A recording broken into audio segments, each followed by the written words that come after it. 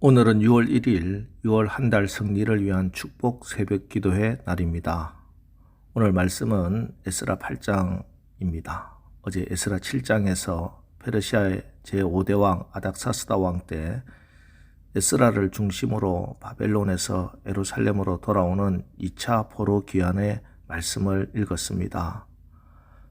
그리고 이제 8장에서는 먼저 3절에서부터 14절까지 에스라와 함께 예루살렘으로 돌아온 사람들의 숫자가 종족별로 기록되어 있습니다. 마치 이스라엘의 12지파를 영상시키듯 종족별 족장의 수가 모두 12명입니다.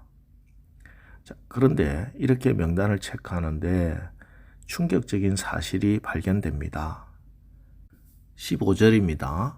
내가 무리를 아하와로 흐르는 강가에 모으고 거기서 3일 동안 장막에 머물며 백성과 제사장들을 살핀즉 그 중에 레위 자손이 한 사람도 없는지라.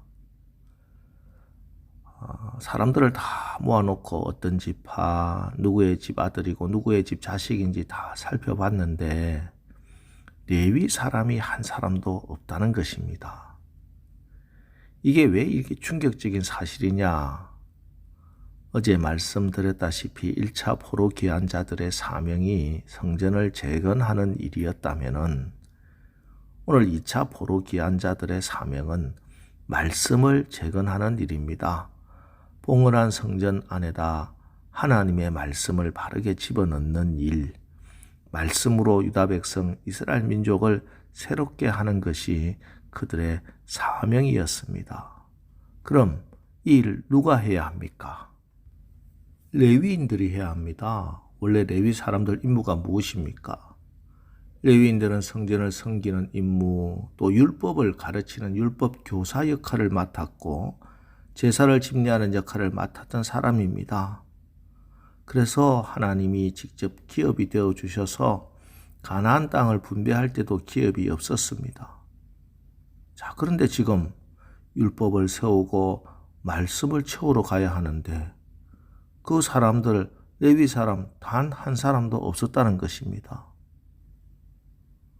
그럼 왜 레위인들이 한 명도 없었을까? 오늘 본문에서는 그 이유를 직접적으로 설명해 주고 있지는 않지만 우리는 역사적 상황 속에서 그 이유를 충분히 생각해 볼 수 있습니다. 지금 이스라엘 백성들이 바벨론 포로로 끌려간 지 약 140년이 지난 시점입니다. 이미 충분히 그 땅 사람들과 동화되었고 거기서 태어난 세대들에게는 불편함이 없이 살 수 있었던 때입니다. 그리고 약 80년 전에 스룹바벨을 중심으로 약 5만 명의 이스라엘 백성들이 예루살렘으로 1차 귀환을 했는데 그들이 16년 동안이나 억울하게 고생한 이야기, 또 아직 말씀으로 훈련되지 못한 상태라 1차에서 돌아간 레위 사람들로부터 들려오던 소식이 지금 예루살렘은 우리 레위인들이 사역하기 그리 녹록하지 않은 상황이라 하는 것입니다. 그러니 고생이 뻔한 이 일에 누가 자진해서 나가겠습니까? 그래서 한 사람의 레위인도 예루살렘으로 돌아가려고 하지 않았던 겁니다. 그래서 에스라가 나섭니다. 17절로 19절 말씀입니다. 가시랴 지방으로 보내어 그곳 족장 이또에게 나아가게 하고 이또와 그의 형제 곧 가시랴 지방에 사는 느디님 사람들에게 할 말을 일러주고 우리 하나님의 성전을 위하여 섬길 자를 데리고 오라 하였더니 우리 하나님의 선한 손의 도우심을 입고 그들이 이스라엘의 손자 레위의 아들 말리의 자손 중에서 한 명철한 사람을 데려오고 또 세레바와 그의 아들들과 형제 18명과 하샤바와 모라리 자손 중 여사야와 그의 형제와 그의 아들들 20명을 데려오고 나중에 38명의 레위인들이 추가로 합류된 것에 대해서 하나님의 선한 손의 도우심으로 인해 가능했다. 이렇게 기록하고 있습니다. 예, 이스라엘의 회복을 위한 일에 말씀을 가르치는 이 일에 헌신할 레위인 38명 찾을 수 있었던 것 쉽지 않았던 일이었고 하나님의 주권적인 간섭 속에서만 가능했던 일이었다 하는 그 말씀입니다. 자, 그런데 이게 꼭 이때만 있는 일이 아닙니다. 지금도 주님은 주님의 일에 생명을 살리는 일에 말씀을 전하는 이 일에 영원한 하나님의 일에 헌신할 일꾼들 찾고 계십니다. 여러분 주님이 오라 하시면 어떻게 알겠습니까? 오병이어의 기적 이후에 예수님은 군중들을 해산시키시고 산으로 기도하러 가시면서 제자들은 배를 태워 갈릴리 바다로 보내셨습니다. 자, 그런데 가다가 그 밤중에 큰 풍랑을 만나게 되지요. 그리고 죽게 되었을 때 그때 예수님이 풍랑을 밟고 바다 위를 걸어서 오십니다. 자, 그런데 그때 제자들의 모습이 둘로 나뉩니다.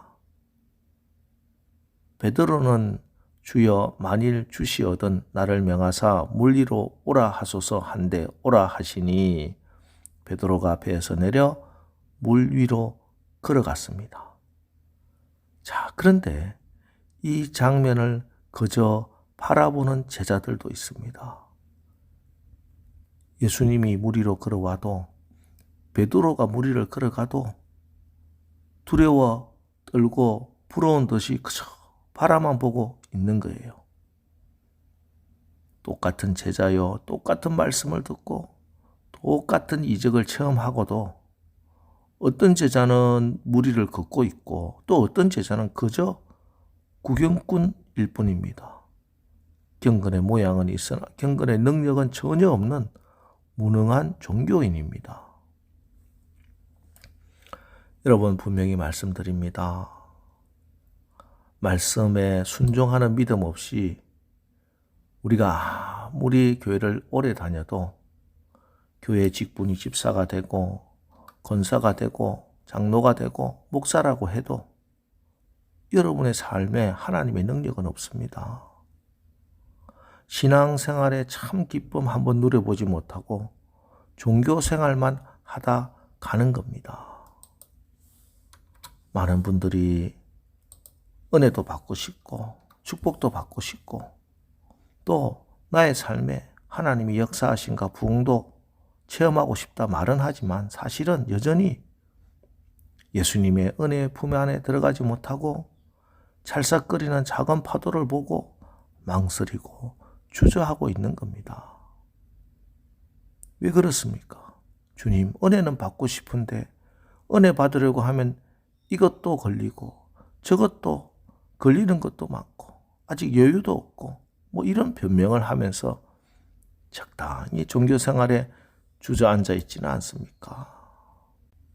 그러면서 왜 나는 기도 응답도 없고 하나님의 살아계심도 체험하지 못하는가 의아해하면서 그저 그렇게 신앙생활을 하고 계시지는 않습니까? 여러분, 어떤 질병으로부터 완전한 치유가 되기 위해서는 그 병을 붙잡고 있는 그 환경과 상황에서 떠나야 합니다. 그 병을 유발하는 그 환경에 계속 머물고 있으면은 또 재발하게 되어 있습니다. 그래서 치료나 수술 후에 오히려 더 조심해서 음식도 조절하고 운동도 하고 생활 습관을 바꾸는 거예요. 옛날에 하던 대로 그대로 살면 다시 재발하기 때문이죠. 그 환경으로부터 떠나야 합니다.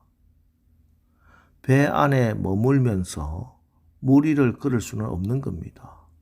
물 위를 걷는 자는 배 밖으로 나와야 합니다. 오늘 보세요.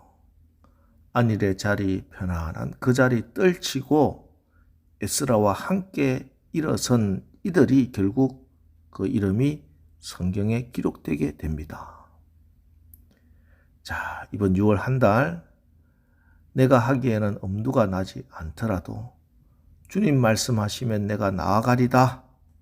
순종하여 믿음으로 나가십시오.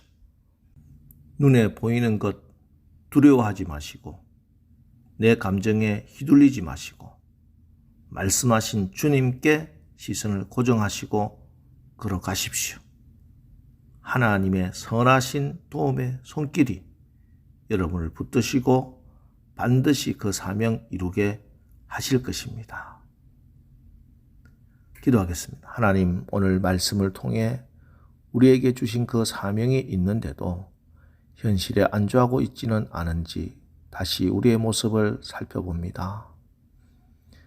지금 내가 누구를 보내며 누가 우리를 위하여 갈고 일꾼을 찾으시는 하나님의 음성이 들리게 하시고 응답하고 순종해 주님의 영광스러운 그 일에 손과 발이 되게 하옵소서. 말씀에 순종하는 데 걸림이 되는 모든 배에서 과감하게 뛰쳐나오게 하시고 눈에 보이는 것보다 내 감정보다 주님께 시선을 고정하고 믿음의 길을 걷게 하시고 언제나 내 곁에 계신 주님과 손 꼭 붙잡고 마침내 승리의 항구에 기쁨과 감사로 도달하게 하옵소서. 예수님의 이름으로 기도합니다. 아멘. 자, 이제 주여 우리가 현실에 안주하지 않게 하시고 주의 부르심에 순종하여 주님의 영광을 보게 하옵소서. 오늘 말씀 붙들고 우리 합심해서 기도하고 나가겠습니다. 우리 기도하겠습니다.